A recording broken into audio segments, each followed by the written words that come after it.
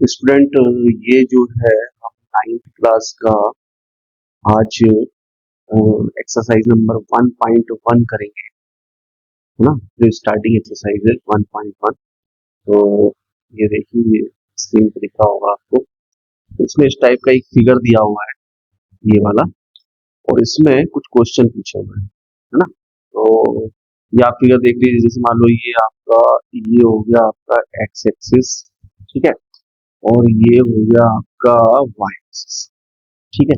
तो ये x axis और वाई एक्सिस पर एक रूम दिया हुआ है, ये वॉल दी हुई है, यहाँ पर ये रूम है एक, है ना।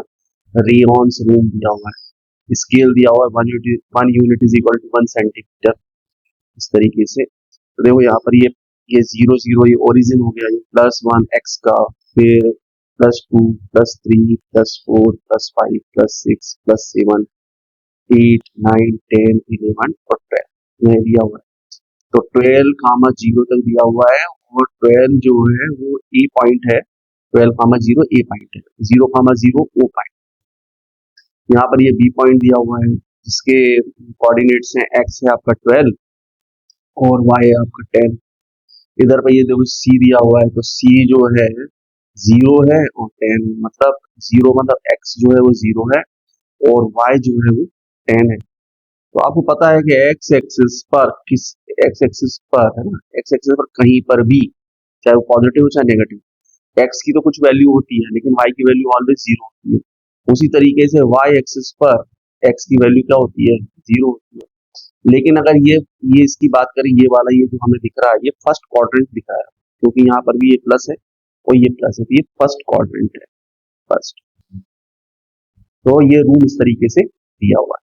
अब इस रूम के बारे में कुछ क्वेश्चन किए गए हैं, उसको अपने को समझना है। तो ये पहले मैं इसको क्लियर कर देता हूँ फिर से, ये हो गया, और ठीक है। तो ये रूम दिया हुआ है, ये समझ में आ गया। अब फर्स्ट क्वेश्चन क्या दिया हुआ, फर्स्ट क्वेश्चन दिया हुआ है कि if D1 represent the door to Rayon's room, how far is the door from the left wall of the room. तो ये है लेफ्ट, ये है राइट वॉल, तो ये है लेफ्ट वॉल, है ना।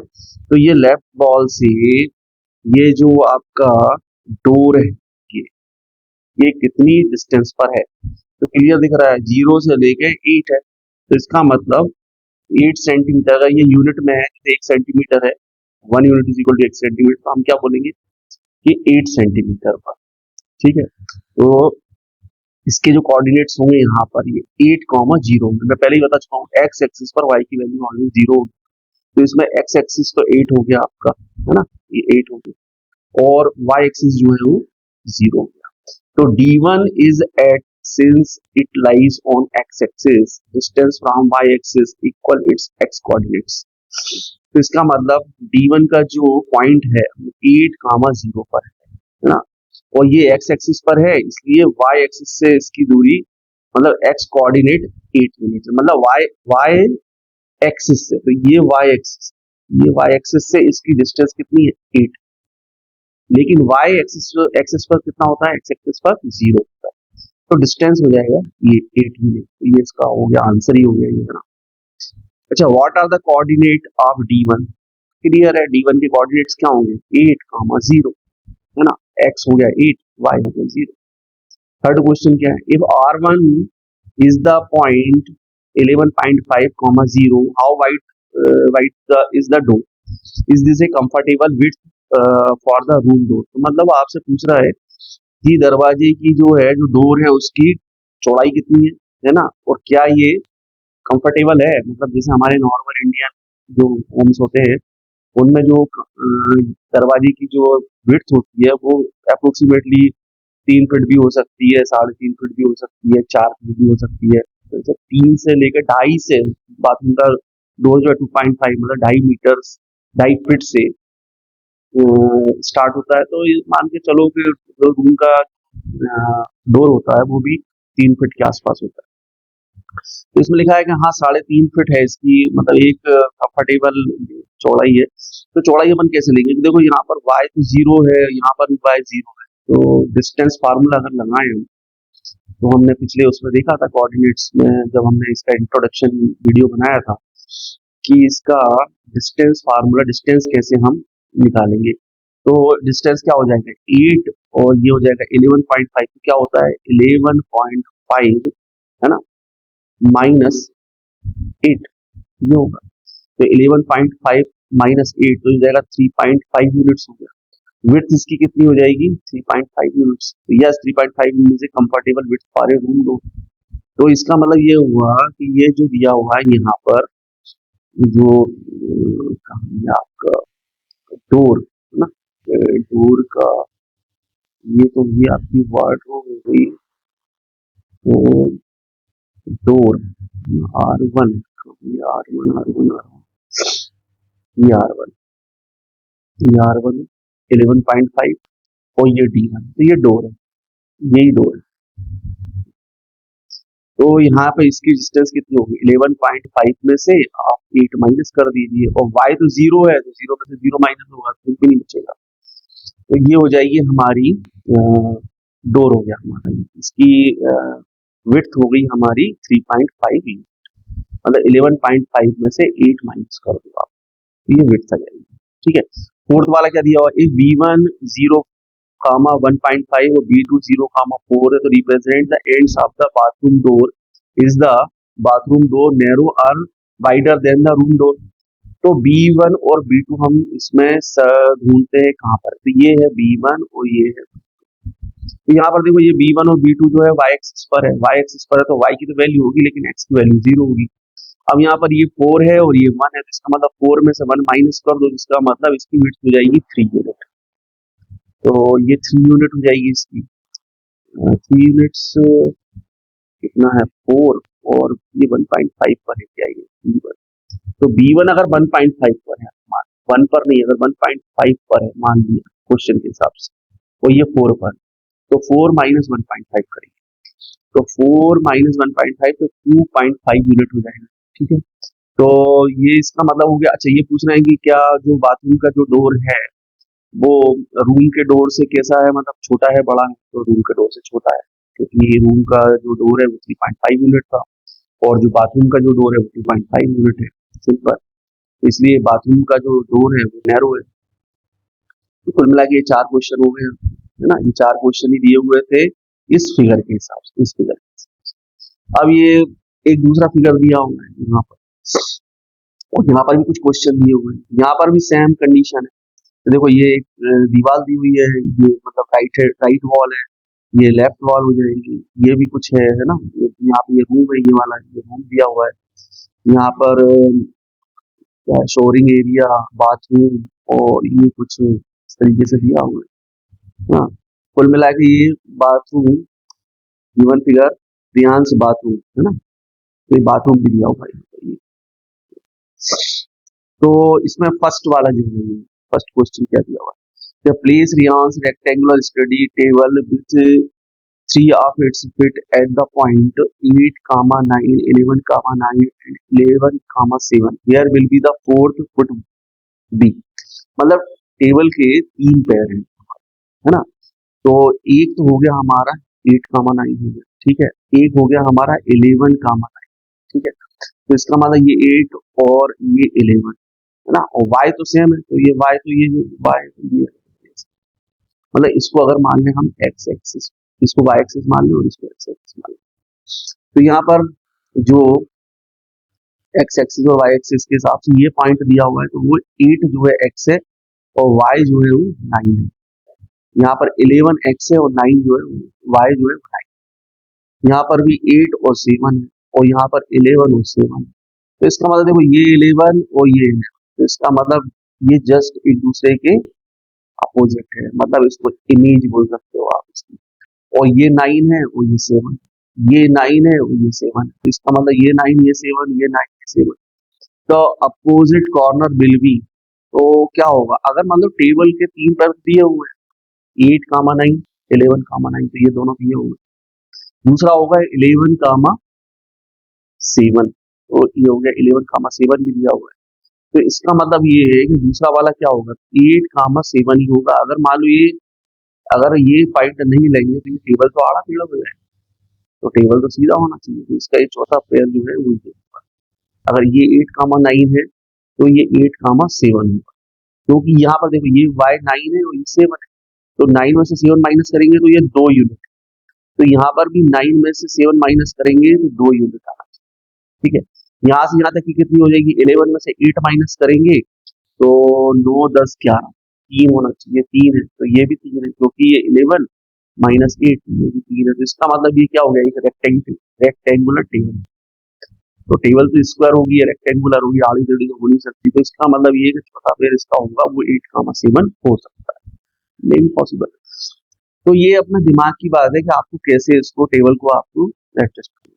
उसके बाद में दूसरा दिया हुआ है कि बाथरूम डोर हैज हिंज हिंग hinge at B1 at opens into the bedroom with changes if it is made by the, तो बाथरूम का दरवाजा जो है B1 से खुलता है, मतलब हिंज मतलब कहाँ पर इसकी वो ना जो दरवाजे को अपन जहाँ से कनेक्ट करते हैं तो उसको हिंज बोलते हैं, है ना।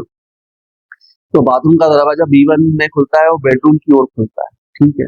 तो ये बाथरूम का दरवाजा ये हो गया B1, ये हो गया B2, और ये किस तरफ, रूम की तरफ खुलता है, मतलब इस तरफ खुलता है ऐसे, ये दरवाजा इस तरह से, ये इधर जाएगा, इधर बंद है, तो रूम की तरफ खुलता है, इस तरीके से हो गया, है ना। तो क्या पूछ रहे हैं वो कि ये इस तरीके से खुलता है, ये खुल लेता है। तो बाथरूम का दरवाजा B1 से खुलता है और बेडरूम की ओर खुलता है, तो यदि इसे चौड़ा बनाया जाए तो क्या परिवर्तन होगा, it will hit the wardrobe, ये वार्डरोब से टकराएगा, सिंपल सी बात है। यदि आप इसको चौड़ा कर दोगे तो ये इस वार्डरोब से टकराएगा खोलने पर, सिंपल है। ये हो गया आपका सेकंड वाले का आंसर।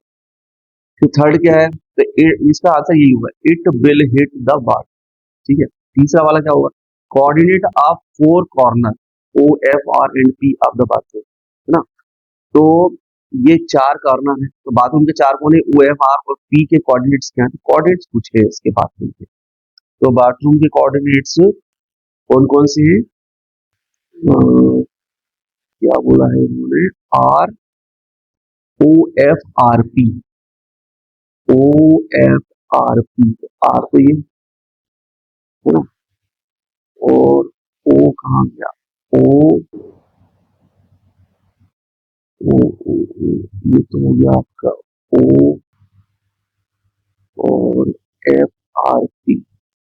ये फिगर शायद हो सकता है कुछ 19-20 बना हो, है ना। तो चलो इस हिसाब से देखते हैं क्वेश्चन में दिया है, coordinates of the 4 corner of O F R and P of the bathroom, bathroom के 4 कोने हैं O F R P के कोऑर्डिनेट्स क्या है, तो O के तो 0 0 है, ये तो 0 0 होगा आपका। F जो है 0,10, F 0,10, तो ये फिर 0,10 तो C है यहाँ पर, उसी को ये F बोल रहा है, चलो ठीक है, C बोल दो या F बोल दो, चलो ठीक है ना, C हो गया ये। तो ये हो गया आपका, ये मान के चलो O है और ये आपका C है, ठीक है। नहीं, ये O है और ये C, सॉरी इसको C, इसको अपन अभी हटा देते हैं, इसको ना, और और P -6, तो ये -6 है, इसको बोल रहे हैं, ठीक है, इसको P बोल रहे हैं, और R किसको बोल रहे हैं, R बोल रहे हैं -6,10, तो ये हो जाएगा -6,10, तो ये हो गया O, ये हो जाएगा हमारा C, ये हो जाएगा हमारा P, और ये हो जाएगा हमारा R, इस तरीके से दिया। इसके कोऑर्डिनेट्स ये गलत दिए हुए हैं, उसमें गलत दिए हुए हैं, इसमें मतलब जो फिगर है उसमें, इसमें ये O होगा, ये C है, ये P है, और ये क्या है -6 ये R, इसको R, तो आई थिंक समझ में आ गया होगा, ये जो ये बात है, ये पूरा बात, तो ठीक है, ये समझ में आ गया आपको, है ना। तो ये हो गया फर्स्ट क्वेश्चन भी हो गया, सेकंड भी हो गया, थर्ड भी हो गया, फोर्थ क्या बोल रहे हैं कि mark 3 feet into 2 feet space of wash basin in 2 feet and 3 feet space for the toilet, right coordinates of the corner of these space. मतलब वॉश बेसिन के लिए 3 into 2 feet और टॉयलेट के लिए 2 into 3 feet जो space है ना, इनके कोनों के कोऑर्डिनेट्स लिखो। तो लिख देते हैं वही, इसके क्या है, तो वॉशरूम है 3, वॉशरूम कहाँ गया आपका, ये बाथरूम है ना, ये तो ये वॉशरूम है। तो वॉशरूम के जो कोऑर्डिनेट्स है तो ये -6, 0 है ना। तो left corner will be, wash basin जो है 3 into 2 है। 3 into 2 का मतलब हो गया 3 तो आपका x है ना, 3x है, और y जो है वो 2 है, ऐसा मान 3, तो अच्छा 3 feet into 2 feet अगर माने जैसे है ना, तो यहाँ पर एक तो हो जाएगा -6, 0 है ना, -6, 0, तो -6, 0 तो एक तो ये हो गया आपका, ठीक है। इसमें ये फिगर गलत दिया हुआ है ना, ये बुक में से देखना है एक बार, है ना। तो -6, 0 ये, फिर -3, 0, तो -3, 0 ये बनेगा यहाँ से, ये पूरा ये आएगा यहाँ से, है ना। उसके बाद में -3, 2, -3, 2 ये आ गया, है ना। और एक और क्या हो जाएगा, -6, 2, तो -3, 2 ये हो गया आपका, और -6, 2 मतलब ये जो है ना ये होगा, ये फिगर थोड़ा सा गलत बना है, ये बुक में ही होगा। ये 4 पॉइंट होंगे, 1, 2, 3 और 4, ठीक है। तो इस तरीके से अपन इसको फाइंड आउट कर सकते हैं। जैसे टॉयलेट का है, तो टॉयलेट के कुछ दिए होंगे पॉइंट, इसमें हो सकता है कुछ गलत दिए हो, तो जैसे -6, 10 और -6, 0 मतलब -6, 10 मतलब ये होगा आपका, और -4, 3 तो ये हो गया -4, ये हो जाएगा, कॉमा ये -4, 3 है ना, तो ये है -4 और -3 मतलब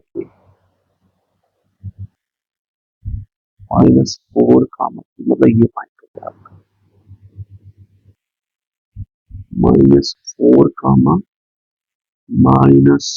-4, पॉजिटिव का 3 है, तो -4, ये -4, ठीक है, ये है ये वाला, इसको अपन पहले सॉल्व करते हैं ना, फिर समझ में आएगा अच्छे से। इसको हटाते हैं, ये हो गया, और अब देखते हैं,